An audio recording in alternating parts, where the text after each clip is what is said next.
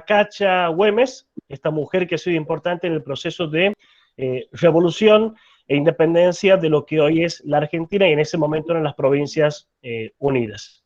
Tenemos aquí la presencia ahora de el subsecretario de Ciencia y Tecnología de la provincia de Santiago del Estero, ingeniero Adrián Suárez, que está aquí acompañando esta actividad. Adrián, ¿cómo estás? Muy buenos días, profesor René Galván. Un saludo especial a la rectora del colegio ahí en Loreto, a la disertante y a todos los que están siguiendo esta actividad desde las redes. Por una cuestión de pantalla no se lo ve, pero está también conmigo el director de Ciencia y Tecnología, junto conmigo aquí, escuchando todo, el ingeniero Edmundo Vizgarra. Y bueno, para nosotros la verdad que es un privilegio acompañarlos en esta Semana de la Ciencia y la Tecnología. Bueno, y escuchar esas actividades tan importantes que están haciendo desde caminatas hasta reflexionar en nuestra historia latinoamericana, nuestra libertad, la emancipación de nuestros pueblos, la soberanía, y sobre todo, René, hacerlo en un contexto de tanta cercanía con lo que ha sido el bicentenario, ¿no? De lo que es nuestra autonomía. Y siempre es bueno, ¿no? Tomar y examinar lo mejor del pasado para proyectarnos bien y mejor al futuro y sobre todo con los más jóvenes, ¿no? Así que una alegría acompañar a la escuela, siempre integrada a nuestros procesos, a la Feria de la Ciencia y la Tecnología. Que Dios quiera que el año que viene y que no estemos en un contexto de pandemia podamos interactuar más. Muchas gracias, Adrián. Sí, el objetivo nuestro es poder con este proyecto continuarlo y al año trabajar y estar presentes en la Feria Provincial de Ciencia y Tecnología, bueno, que se hace así en el nodo tecnológico. Así que esa es un poco la intención, ¿no? Un trabajo de un poquito largo plazo que lo esperamos coronar el año que viene, calculo será octubre, noviembre del año que viene para presentarlo allí en la Feria Provincial de Ciencia y bueno, y ver si logramos llegar a la instancia nacional también. Sí, cómo no, ahora se están preparando los de este año, que ha sido en la virtualidad, una modalidad que se ha adecuado al contexto de virtualidad de pandemia, pero bueno, nosotros creemos que hay mucha riqueza en el encuentro local, territorial, que se hace ahí en el ámbito de Loreto, porque van todas las escuelas del territorio, exponen sus proyectos, se preparan para un proyecto de indagación, de investigación, de búsqueda en las problemáticas locales que tienen. Y bueno, después un privilegio poder recibirlo aquí en nuestro predio ferial. Y como decías, bueno, el anhelo que los ganadores nos representen a Santiago del Estero allá en Tecnópolis, en Buenos Aires. Así que la actitud nuestra de poder acompañarlos, pero bueno, los actores del desarrollo local en Loreto en gran medida son ustedes. Así es, bueno. Muchas gracias, Adrián. Gracias a vos. Gracias Cuando a vos. pueda los voy a acompañar en la actividad. Muchas gracias. Muy bien, muchas gracias. Bien, bueno, presentaba un poco a Bárbara y lo que tenemos presentes aquí alumnos de tercer año A, que es el curso que ha trabajado desde el principio de año hasta ahora con Libertadoras de América, buscando indagar en la presencia de el protagonismo de ciertas mujeres durante esta etapa, decíamos, de Revolución e Independencia, no solo en las Provincias Unidas, ¿no? Sino también en distintos espacios de nuestra América Latina. Vamos a saludar también, tenemos presente aquí a docentes, Silvana Yanadel, he visto al profe Luis Fernández también, del IFD número 5, que como decía, tiene la carrera del profesorado en Historia, que está más o menos hace 5 o 6 años y hace un par de meses hace un mes han tenido su primer egresado de la carrera de Historia aquí en Loreto y además de eso, los alumnos y alumnas hacen sus prácticas residentes en esta institución, así que es para nosotros un intercambio muy lindo, muy rico, y bueno, de hecho está Florencia Artaza, por ejemplo, Morena Villa, estoy viendo ahora, que son alumnas del profesorado en Historia que hacen su práctica puntualmente dentro de mis horas cátedras, así que un saludo para ellas, y sí le vamos a pedir a los y a las presentes que dejen por favor anotados en el chat sus nombres y apellidos y su número de documento completos, así podemos desde el colegio darles un certificado de participación en esta actividad, ¿sí? Así que su nombre, apellido completo y documentos para que el colegio les pueda emitir un certificado por habernos acompañado en este momento. Bueno, dicho esto, entonces vamos a empezar con lo que decía. Por ahí, para quienes no conocen a Bárbara, ya hemos compartido su currículum abreviado, pero vamos a recordarlo. Bárbara es profesora y licenciada en Historia por la Universidad Nacional de Salta, es doctora por la Universidad Nacional de Córdoba, también en Historia, es profe en la Universidad de Salta y está trabajando sobre el estudio de la Argentina, fuentes y perspectivas historiográficas, periodo colonial, siglo XIX. Es investigadora asistente del CONICET. Ya, bueno, ha publicado ella muchos de sus artículos en distintas revistas especializadas en historia y en ciencias sociales.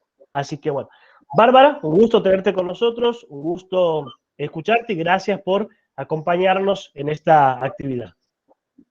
Bueno, gracias René, el gusto es para mí de poder compartir este espacio con ustedes y que bueno, que estén interesados en esta temática, ¿no? Así que yo agradezco esta posibilidad y este encuentro.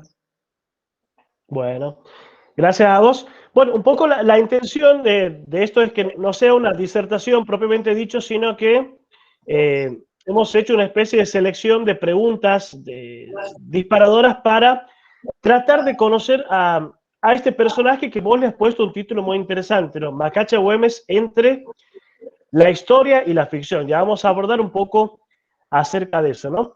Pero, Bárbara, te cuento, nosotros hemos estado viendo, como te decía, los chicos han estado buscando biografías, algunos acontecimientos destacados en los que han participado ciertas mujeres de América Latina en esta etapa, ¿no? De 1808 a 1820, 25 más o menos, en América Latina. Puntualmente en México, la zona de la Gran Colombia, Brasil, Provincias Unidas, Chile y Perú. Más que nada es un trabajo de indagar acerca de estas mujeres que muchas veces las desconocemos porque nuestro foco histórico está puesto muchas veces en el Río de la Plata y en los varones, ¿no? Ahora, puntualmente vamos al caso de Macacha Güemes, digamos. La pregunta sería para que nos empieces a contar, ¿cuál era el contexto en el cual Macacha lleva adelante sus acciones en la región esta de la zona de Salta y zonas aledañas? ¿Cuál era el contexto en ese momento? Bien, cuando Macacha tiene sus actividades o estos accionarios por los cuales se la conoce, ¿no? Posteriormente, estamos en pleno proceso revolucionario. Ella era hermana del general Martín Miguel de Güemes, pertenecía a una familia de la élite, y la revolución llega a nuestra región cuando ella todavía era muy joven. Ya estaba casada, porque también en esa época muchas mujeres se casaban prácticamente siendo niñas, ¿no? Ella se casó a los 16 años de edad. Entonces, a fines del siglo XVIII, y la revolución la encuentra siendo muy joven, como les decía, una mujer de 20 y pico de años, y el contexto especial que tenemos en el norte de lo que hoy es Argentina, que en ese momento no era Argentina, no podemos hablar del Estado Nacional, era un contexto de guerra, ¿sí? Porque tanto Salta como Jujuy son teatros de estas operaciones de guerra, ¿no? Y ahí está situada la vanguardia del ejército y al mismo tiempo hay muchas incursiones del ejército realista. Entonces, es un escenario bien complejo, violento y cambiante, porque no es lo mismo vivir, ¿no? Una guerra, un proceso de independencia, una revolución en un espacio donde no se desarrolla efectivamente la guerra, que vivirlo en un espacio donde sí, como fue, como les decía, Salta y Jujuy. Entonces, además, bueno, en el caso de Macacha, ser la hermana de quien toma las banderas de la revolución, ¿no? Y que además, bueno, de iniciar su carrera militar y empezar a ascender con fuerza dentro de ese ámbito, termina siendo nombrado gobernador. Entonces, su papel era muy específico, ¿no? No es lo mismo tampoco ser la hermana del gobernador que, bueno, tener otro tipo de rol en ese momento. Bien, entonces el contexto, el escenario es puntualmente las guerras. Ahora, Bárbara, hablamos de Macacha, ¿y qué es lo que habitualmente se conoce, se difunde acerca de Macacha? Para aquel que parte de cero y que no conoce nada, ¿qué es lo que habitualmente se dice o se difunde acerca de Macacha? Bueno, la verdad es que sobre Macacha no es que se conozca tanto, ¿no? Pero que se ha armado se ha construido una figura en base a documentación prácticamente nula, digamos, o una documentación muy pobre. Pero como la tradición oral ha dado a conocer, digamos, su accionar y su papel político en la guerra revolucionaria, se ha tomado mucho de esa tradición oral y de 2 o 3 documentos existentes, ¿no? Para construir una figura sobre la cual te decía, no es que tengamos tantos datos, ¿no? Y muchas veces por de boca en boca y por estas tradiciones que también forman parte, ¿no? de nuestra cultura, de nuestra vida diaria, se la menciona como la madre de los pobres, la madre de los gauchos, la amante del pobrerío, para decir que era una persona que se preocupaba mucho por el pueblo. Y hasta se ha llegado a decir que cuando Martín Miguel de Güemes salía hacia alguna expedición, ella quedaba como gobernadora, ¿sí? Esto es lo que por ahí sabe la gente, ¿no? De conocimiento cotidiano, lo que se dice, lo que se lee. Pero bueno, todas estas cuestiones no están basadas en ningún tipo de documentación, ¿no? Es imposible que Magdalena quedara como gobernadora, existiendo como existía en la colonia y no solamente en la colonia, siempre pensemos que la revolución se da en una sociedad colonial, ¿no? Y no es que a partir de 1810 la sociedad y la política cambian con 180 grados, sino se está dando en una sociedad de antiguo régimen, que tiene su jerarquía, su organización política, administrativa. Entonces no, es imposible pensar que la hermana del gobernador se quedaba como gobernadora cuando el gobernador se iba, ¿sí? Habiendo una jerarquía súper compleja de gente que además estaba pugnando por ocupar el poder seguramente. Pero bien, lo que sí se sabe y que, digamos, que tiene un asidero más real es que Magdalena colaboraba con Martín Miguel en algún tipo de mediación, ¿sí? Las mujeres tenían mucho papel de mediar, para conseguir favores, para aplacar ánimos, incluso está bastante documentado o es bastante fehaciente esto de que ella intercedía cuando Güemes se enojaba con alguno de sus partidarios o con alguna persona de la sociedad salteña o jujeña. Ella era quien atemperaba los ánimos. También hay algunos indicios, ¿no?, sobre estas redes de espionaje o poder que tenían las mujeres de poder compartir ciertas noticias, ¿no? Que de esto también se habla mucho para el norte de lo que es Argentina, de cómo las mujeres pudieron, ¿no?, convertirse como en estos medios para filtrar información o para conseguir información de los ejércitos realistas. Sin ir más lejos, el general Paz en sus memorias menciona que Macacha Güemes tuvo una parte muy activa mediando en la paz de los Cerrillos, cuando Rondó y Güemes estaban enfrentados. Entonces son como muchas actividades que las mujeres podían llevar a cabo y en este caso las lleva Macacha adelante, actividades que son políticas, ¿sí? Aunque no sean institucionalmente políticas porque ella un cargo no tenía, sino que es este lugar que ocupaban las mujeres en la colonia, que era un lugar subordinado, digamos que para salir de ese lugar tenía que ser mujeres con mucho carácter o pelearla mucho, y que las mujeres lo hacían, pero había que pelearla. Y no es una condición que después cambió durante la revolución, sino más bien que una condición de subordinación que se mantuvo hasta mitad del siglo XIX, por lo menos. Entonces, nada, tenemos como estas dos visiones, ¿no?, de todo lo que se construye desde la ficción, y por otra parte, bueno, lo que se va construyendo desde la historia.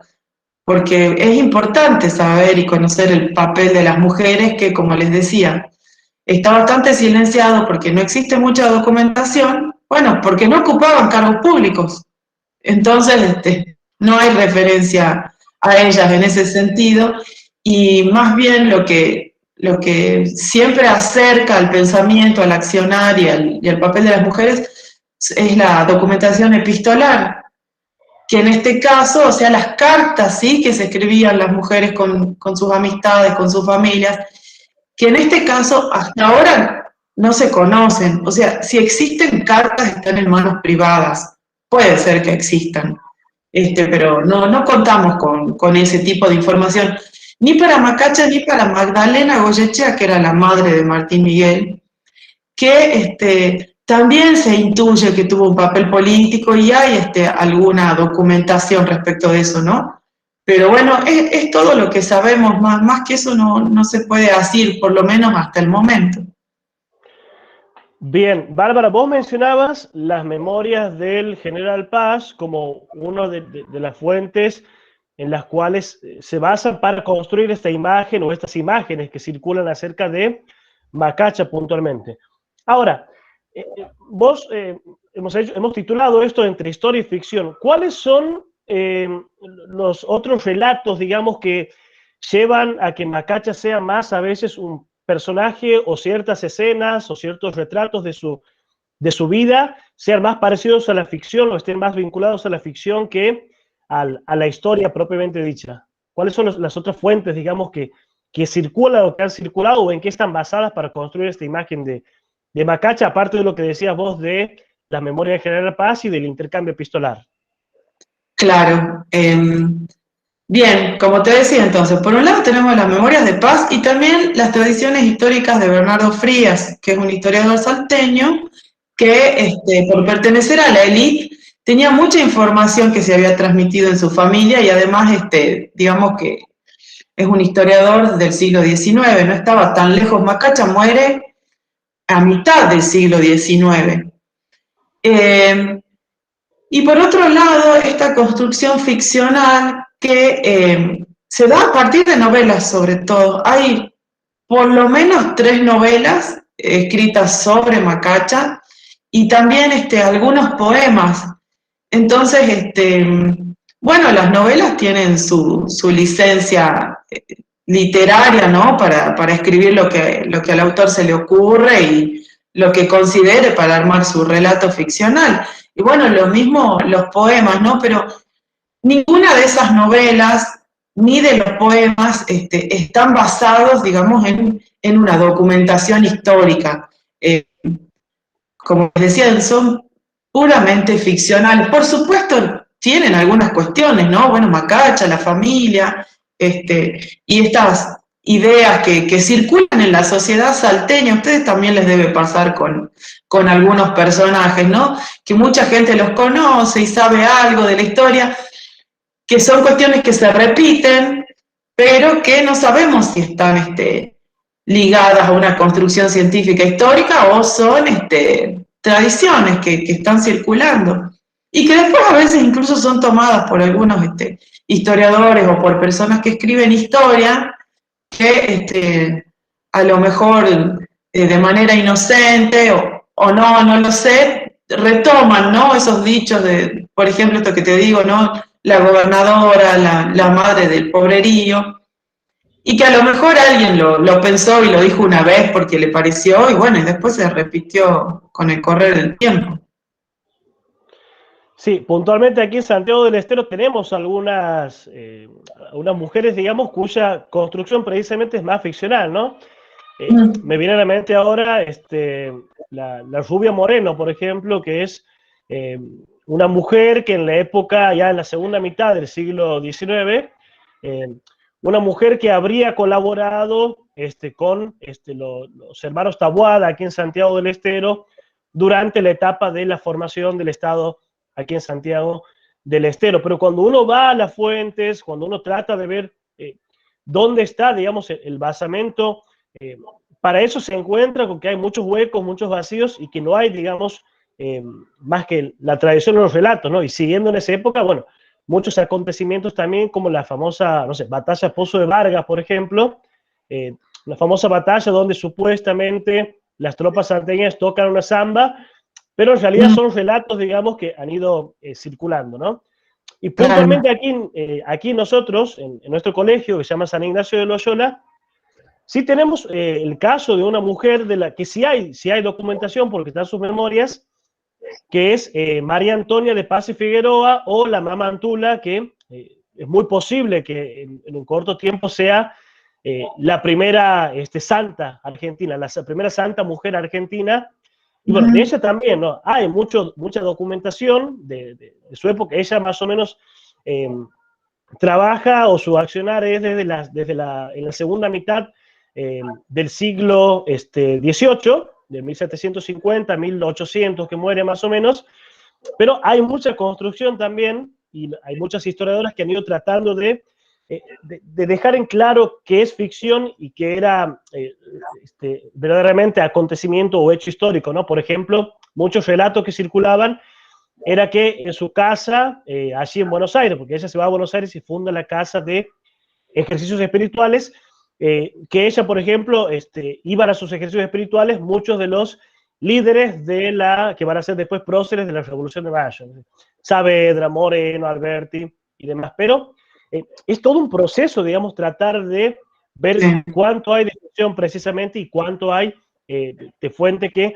verdaderamente, digamos, uno pueda darla por fiable, ¿no? Entonces, es un gran trabajo que tenemos que hacerlo con responsabilidad, digamos, para tratar de que lo que llevemos después, porque en definitiva es lo que termina llegando a las aulas, porque uno entra a Google, entra a un buscador, una revista de divulgación, y a veces toma sin ningún tipo de precaución este tipo de relatos, digamos, y quedan así como instituidos. Entonces, siempre tratamos de hablar a los alumnos y alumnas que esto es una cuestión interesante para ver, ¿no? ¿Qué hay de ficción y qué hay de relato histórico en esto, ¿no?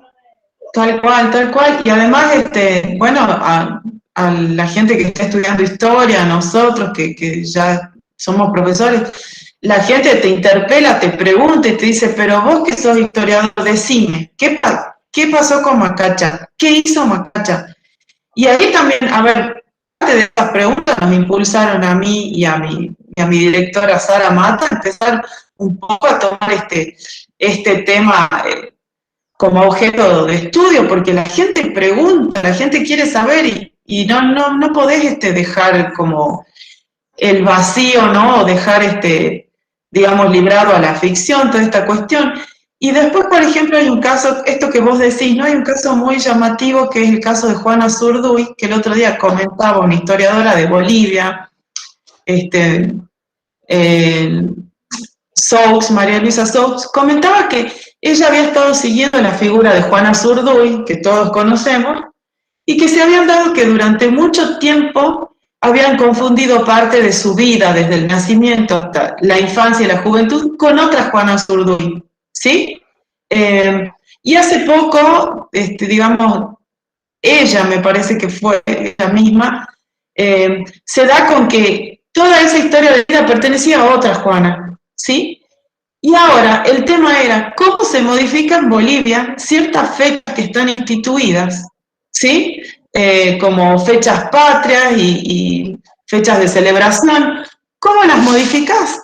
¿Cómo haces entender a la sociedad, a la gente y cómo a las instituciones que no hay que festejar en enero sino en julio? Son estas cuestiones disruptivas, ¿no? De las que también tenemos responsabilidad los historiadores, pero que también como sociedad está bueno pensar, ¿no? Que por ahí a veces las realidades no están tan dadas y si la ciencia avanza, investiga y encuentra otras cuestiones, hay que poderlas escuchar, pero es bastante difícil, ¿no? Yo sé, yo me imagino es como si de repente dijeran, Güemes no murió el 17 de junio. No sé qué hacemos. Claro. Estalla falta. Es claro, así. Claro. Bien. Sí, es muy interesante esto, y esto nos pasa, salgo un poquito tarde, pero nos pasa en Santiago del Estero con la fecha de fundación. Digamos que prácticamente está comprobado que la fecha ha sido el 30 de junio del 50, de 1550, y no el 25 de julio. El tema es que cambiar una fecha tan festiva y que atrae tanto turismo para un 30 de junio, que no es vacaciones, es como que es complejo, ¿no? Entonces, está esta cuestión de cómo el conocimiento científico histórico que va cambiándose, que va teniendo estos episodios disruptivos, digamos, impactan después en la sociedad, y bueno, y cómo la sociedad precisamente, y los que hacen el campo político tienen que responder a esta cuestión, digamos, de una manera también de no dañar, digamos, ciertos intereses o ciertas tradiciones también, que esto es muy importante, ser cuidadoso con la tradición, digamos, de cada uno de los pueblos, ¿no? En los cuales estas figuras, estas imágenes, estas mujeres se han ido insertando y se han ido transmitiendo de generación en generación. Sí, tal cual. Y en ese punto yo te quería señalar, por ejemplo, el caso de Macacha. Bueno, primero esto que están haciendo ustedes con las mujeres, que es valiosísimo, ¿no? Rescatar a las mujeres y pensarlas específicamente en el proceso de independencia. Y en el caso de Macacha también poder hacer un análisis a partir de ella, ¿no? Como una excusa para pensar al resto de las mujeres, pero también ubicarlas en una realidad, ¿no? Esto de teñir de bronce a los héroes como personas intocables y los alejan un poco, ¿no? Es mejor situarlos en un contexto. Y, por ejemplo, Macacha, sin quitarle el mérito que haya tenido, hay que mencionar que estaba casada con un realista. Y a ver, el matrimonio en esa época era prácticamente para siempre, ¿sí? Y Macacha vivió con él hasta que él se murió. Y él fue realista probablemente hasta que la revolución salió completamente triunfante y ya no le quedaba otra opción a la gente que estaba acá que, bueno, acatar o aceptar la realidad. Y por ahí esas son cosas que no se hablan tanto, pero a ver, es como si hoy ocurriera una revolución, ¿no? Y de repente cada uno toma una postura y a lo mejor sí, tu pareja está en la vereda del frente, o tu papá o tu mamá, y pasó lo mismo en la revolución. Y en este caso, nada, el marido de Magdalena era realista y le trajo bastantes dolores de cabeza a Güemes, porque bueno, también en última instancia lo protegía por ser su cuñado, porque la familia era una institución muy pensada de manera extensa y muy importante, y como les decía, ¿no? El sacramento del matrimonio era algo que no se podía disolver, y al casarse dos personas, se casaban dos grandes familias, se conformaban alianzas. Entonces también está bueno pensar los contextos y las realidades en las cuales estas mujeres vivieron, ¿no? Así es. Bárbara, y te hago una consulta. Has mencionado ahí a Macacha casada con un realista, y lo importante que es pensar, digamos, que los lazos familiares en esa época no eran los que actualmente tenemos nosotros concebidos, ¿no? Ahora te pregunto, ¿Macacha se la puede ubicar ese como un caso aislado o había otras mujeres en la sociedad salteña que llevaron adelante un trabajo similar o un accionar similar? Sí, hay otras mujeres, hay varias, Gertrudis Medeiros, Loreto Sánchez, ahora no me vienen más a la memoria, pero son varios, Martina Silva, de Gurruchaga, hay muchos compendios, ¿no? Que uno puede encontrar en internet, incluso libros, ¿no? Que uno googlea, Mujeres de la Independencia, y son varias.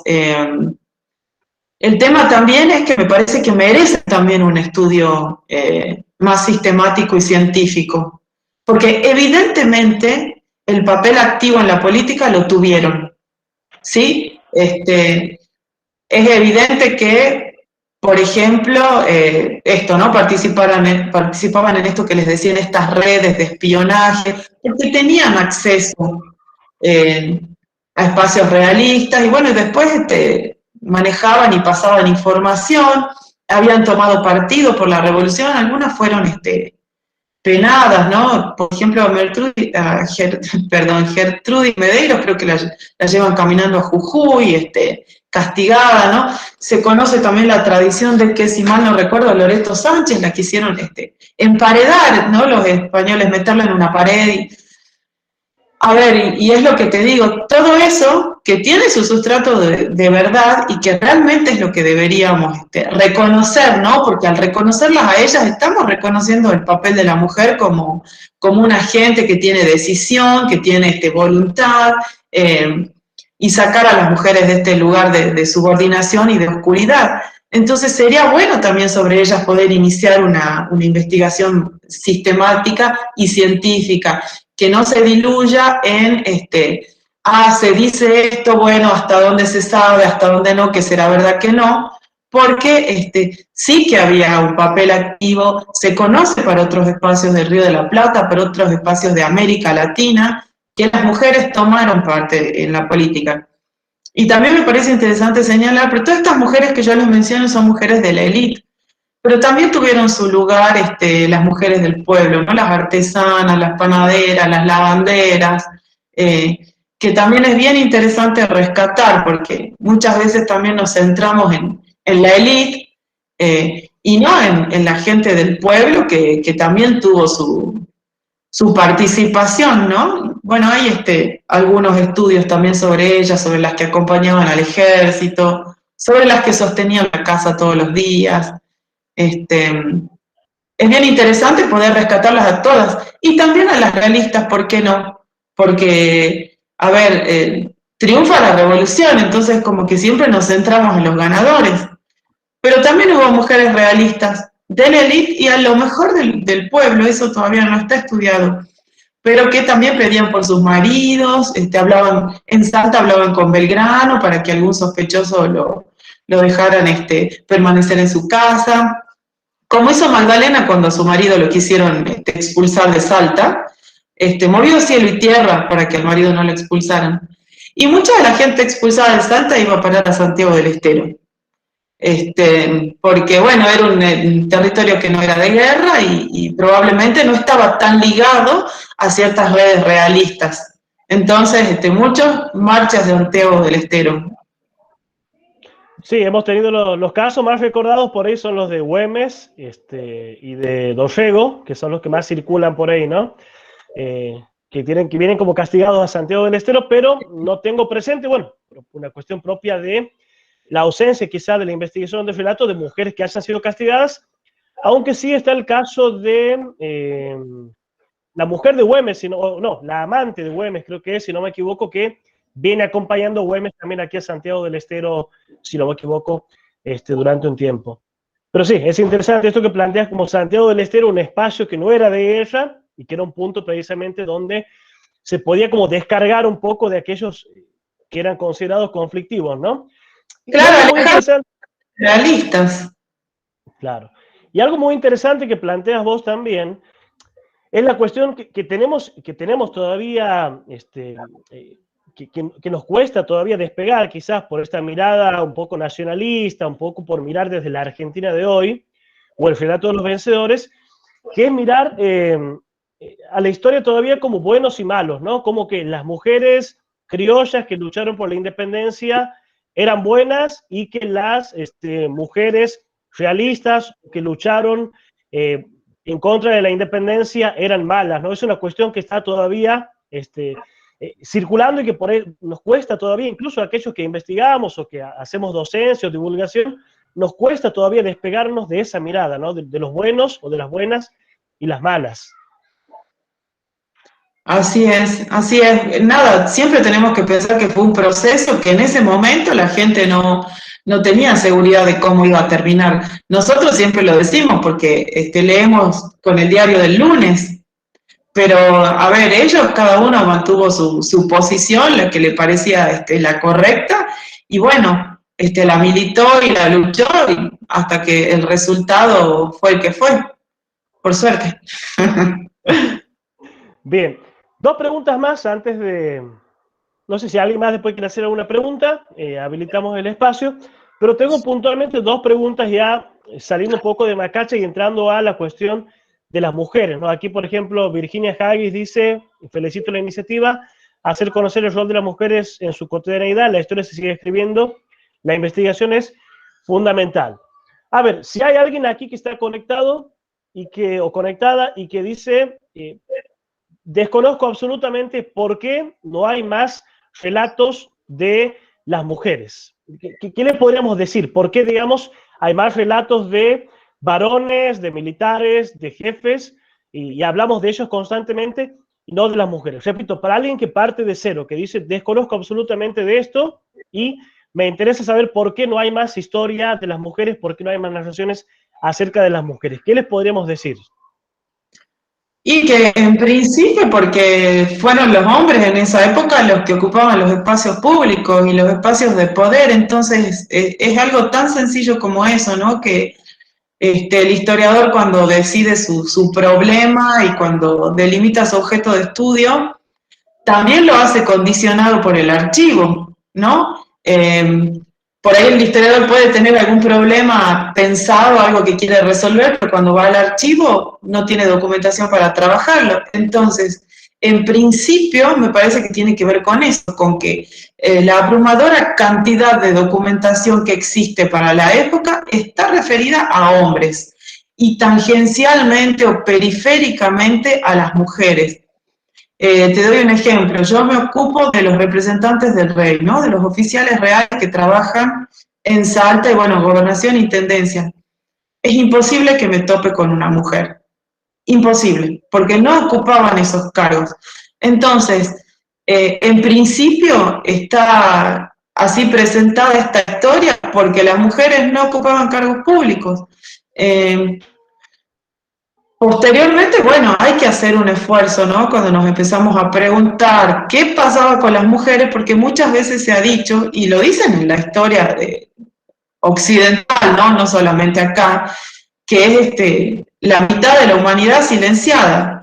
Es como una tradición, ¿no? Que tiene que ver con el lugar que la mujer ha ocupado en la historia, a veces con mayor o menor ventaja, pero que nada, si pensamos en nuestro territorio, desde la colonia, siempre ha sido un lugar de sometimiento, y bueno, que todos los que estamos acá seguramente sabemos que las mujeres seguimos luchando por un montón de derechos y por la igualdad, ¿no? Frente a los hombres. Entonces, nada, eso, partiendo de esa base, la documentación sobre las mujeres es escasa. Como te digo, hay que poder acceder a documentación privada, como son las cartas.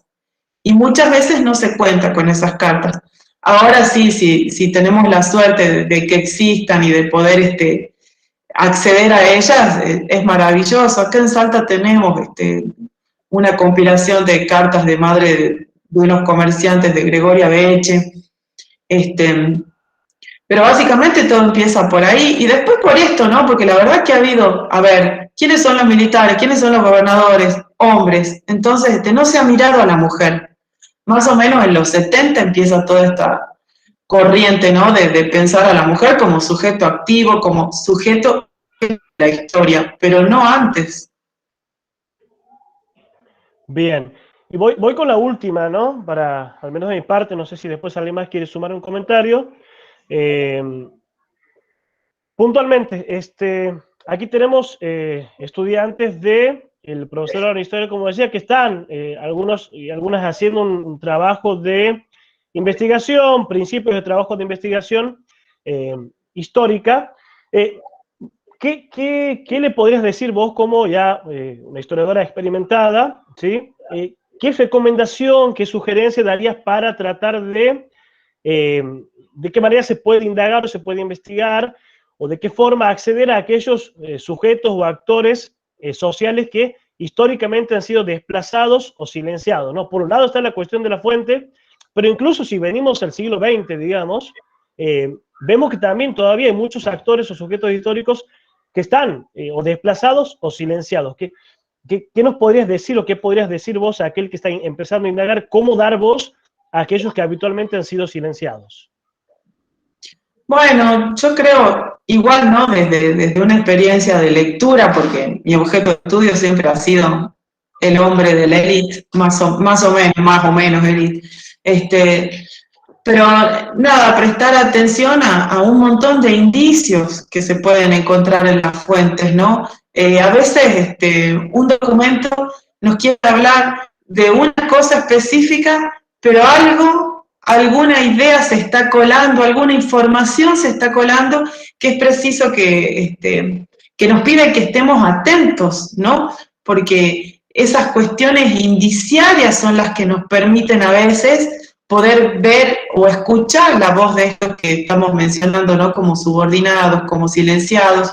A veces también se puede recurrir mucho a los archivos judiciales, porque todos estos grupos también se pueden ver en circunstancias de pedimentos, de conflictos, siempre tratando de ver el detalle, ¿no? Por ejemplo, yo una vez viendo un expediente de un subdelegado, que era como el personaje político más importante de un espacio que no era la capital en la intendencia, era un expediente muy largo hablando del subdelegado, pero de repente aparecía que un cacique lo apoyaba. De repente aparecía que cuando ese subdelegado lo sacaron a los tiros de la puna, estoy hablando, quienes lo sacaron a los tiros recibieron pedradas. Entonces, esos indicios, por ejemplo, nos hablan de la postura de los pueblos originarios en ese conflicto, ¿sí? El cacique apoyándolo y, por ejemplo, tirar piedras estaba muy vinculado a los pueblos originarios. Era su manera de atacar y de defenderse. Entonces, por eso les digo estos indicios, por decir, si lo defendieron con las piedras, probablemente haya sido un grupo indígena el que estaba defendiendo también a ese subdelegado. No es fácil porque justamente, como dice la canción, la historia la escriben los que ganan, y no solamente eso, sino también los que tienen el poder, con lo cual, bueno, a veces tenemos, ¿no?, la oportunidad de acceder a un expediente, como lo tuvo Florencia Guzmán, que trabaja y analiza el caso de Remedios del Valle, negra, pobre, siguiendo al ejército auxiliar, que hoy es la madre de la patria, Remedios del Valle, ¿no? Pero porque hubo un expediente que se escribió desde la justicia sobre ella. Y también, por lo menos para la colonia, estar atentos también a quienes le dan la voz a esos grupos subordinados, porque no está hablando el actor que nosotros queremos ver, está hablando otro por él. Entonces, es un tema difícil, pero a mí me parece que es súper necesario. Entonces, para aquellos que quieran emprender el estudio de la mayoría de la gente, convengamos, ¿no?, de la historia de la gente, de nuestra historia, nada, que si es difícil, que no bajen los brazos, porque insistiendo se puede llegar. Bueno, siempre y cuando haya documentación, ¿no? Y bueno, alguna tradición también. Así es. Bien, Bárbara, nos saludan desde Chubut, también Lorena Vicente acompaña esta presentación, orgullosa, motivada, saluda al colegio, gracias, dice, y siempre en la vanguardia de la calidad educativa. Gracias, Lorena, desde Chubut. Bien, bueno, no sé si los profes o los alumnos, veo alumnas nomás, veo un profe y después alumnas, quiere hacer alguna pregunta, alguna consulta de los que están aquí presentes. Tenemos un espacio para eso. Espera que no puedo ver todo. Sí, están desde Chubut, dice Virginia Hayes también. Y Bárbara, es muy interesante esto que planteas al final, ¿no? Porque me ha pasado que muchas veces vienen a consultarme acerca de, bueno, de hacer un trabajo de investigación y decir, no hay tema. Es como que no hay tema, no hay tema, no hay tema.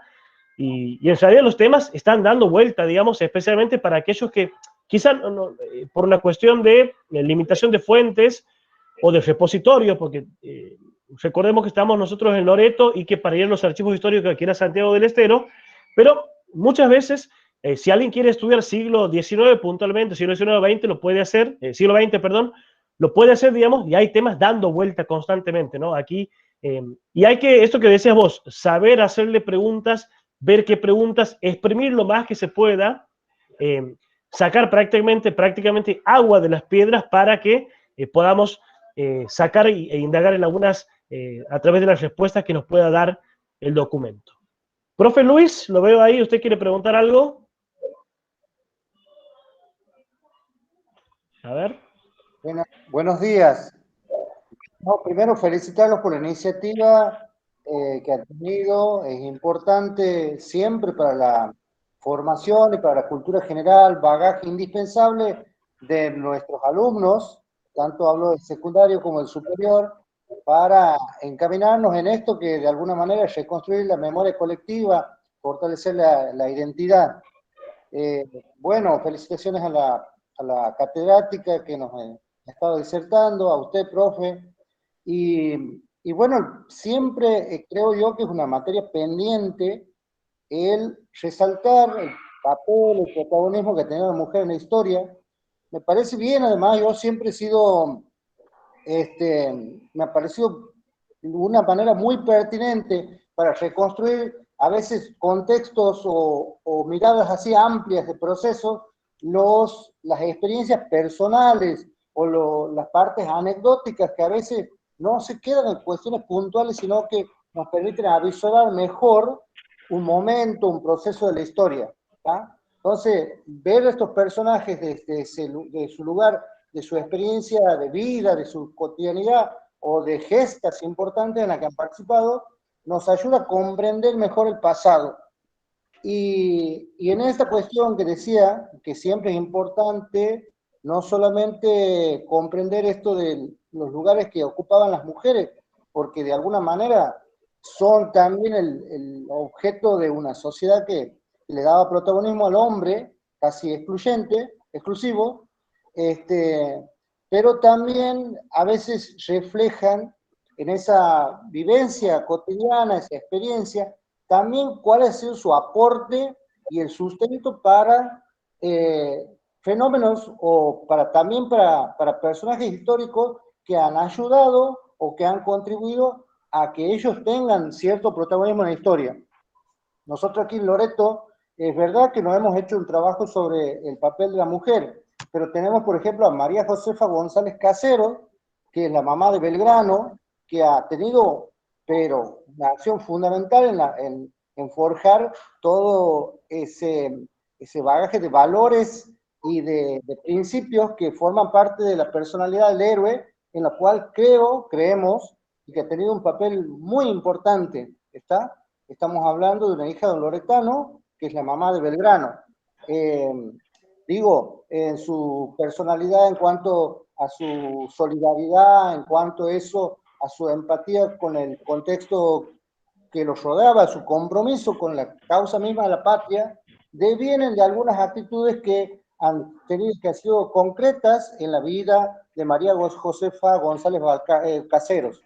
También tenemos, por ejemplo, algunas cuestiones que tienen que ver con el hecho fundante de nuestro Loreto. Sabemos que ha existido la depositaria de la imagen de la Virgen de Loreto, del cual ha sido de alguna manera lo que ha gestado la Villa Loreto.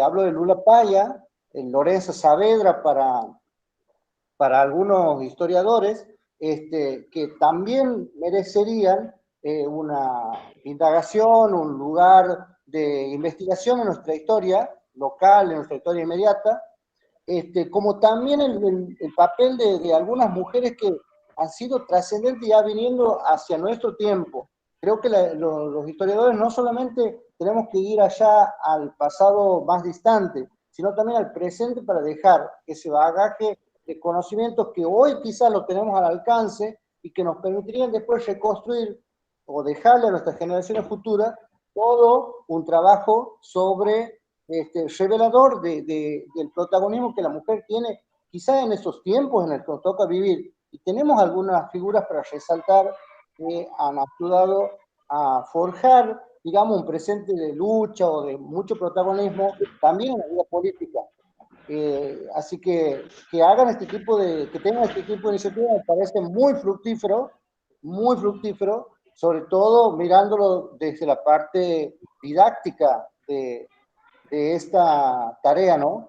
Que nos está dejando a nosotros, nos está enriqueciendo y nos está dando referentes, y nos está abriendo también la mirada de qué es lo que tenemos que ocuparnos en historia cuando pensamos en la memoria de nuestro pueblo. Así que muchísimas gracias. Eso es lo que tengo que decirles. Muchísimas gracias. Gracias, gracias, profe Luis. Les cuento que aquí han cortado la luz. Estamos conectados porque estoy con mis datos del teléfono, así que bueno, y con la batería de la computadora, así que se ha cortado la luz y bueno. Gracias, profe Luis, y es muy importante tener en cuenta presente estas mujeres, ¿no? Que son parte de la historia de Loreto y bueno, y que en mi caso puntualmente desconocía mucho acerca de ellas y es importante empezar también a revalorizar las cuestiones locales, ¿no? Así que gracias. Bien, acaba de llegar la rectora, ella quiere saludar, acaba de llegar de la caminata con los alumnos, así que bueno, quería estar presente para saludar. Bien. Bueno, muchísimas gracias, doctora, ¿cómo le va? Muy buenos días. Un placer. Es un placer para nosotros, un gran honor, la verdad que ha sido muy esperada esta charla, le agradezco enormemente, tenemos el placer de escuchar y de apreciar todo el conocimiento que usted tiene, la verdad que la hemos seguido en las redes sociales también y sabemos de su vasta experiencia, así que esto está siendo sumamente fructífero, hay todo un curso que la está escuchando, este es tercer año, así que bueno, ellos querían conocerla porque el profesor René, la verdad que le había comentado quién era usted y su experiencia y todo lo que había logrado, lo que había investigado en esta vida, y bueno, y ellos tenían la ansiedad de conocerla a usted. Así que muchísimas gracias, honrados de tener su presencia aquí en la institución. No, muchas gracias a ustedes. Para mí es un gusto muy grande. Bien, bueno, un placer. También veo ahí a toda la comunidad educativa de aquí de Loreto, de la ciudad, el IFD número 5, un prestigioso colegio, la verdad, un colegio formador de la mayoría de nosotros, de los que estamos hoy ejerciendo en los colegios secundarios de aquí de la ciudad. Así que bueno, continúas con la charla, profe. Gracias. Bueno, bien, ¿alguien más quiere hacer un comentario? ¿Más? Sí, Luis, profe. Sí, nosotros los loretanos, le cuento a la disertante, somos depositarios de la Escuela de la Patria Legado Belgraniano. Y todos sabemos de que la donación histórica de Belgrano para la provisión de 4 escuelas fue luego de la batalla de Salta, en 1813. Y también sabemos que más allá de lo fuerte que ha sido la estrategia y bueno, lo que ya formaba parte del Ejército del Norte, pero la contribución de los pueblos en la batalla en sí y fortaleciendo lógicamente a sus líderes para que puedan tomar la decisión de enfrentar al poderío realista, ha sido determinante. Quiero decir, lo que ha acompañado, en el caso del pueblo de Tucumán, del pueblo de Salta.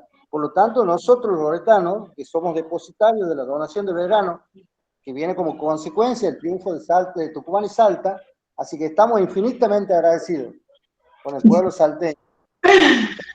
Bueno.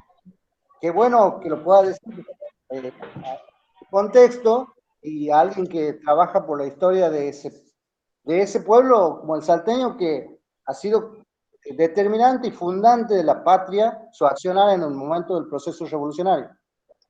Bueno, muchas gracias. Igual me parece que se siente mucho la hermandad entre las provincias del norte, ¿no? Hay como lazos muy fuertes, históricos, identitarios, es como que siempre el norte uno lo lleva en el corazón, ¿no? Siempre se sienten muy cercanas a las provincias del noroeste, Jujuy, Tucumán, Santiago. Bueno, por eso para mí también es muy, muy lindo poder estar con ustedes hoy acá. Así que le agradezco a René, antes de que me olvide. Que René se ve que se cortó porque capaz que se quedó sin batería o sin datos. Bien. Bueno, gracias Bárbara, gracias profe Luis. Esperamos que vuelva la luz, pero vamos a tener que cortar aquí porque nos vamos a quedar sin batería. Bueno, Bárbara, para vos y para todos los presentes y las presentes, esta conversación va a quedar grabada, lo vamos a subir al canal de YouTube del colegio y lo vamos a colgar después.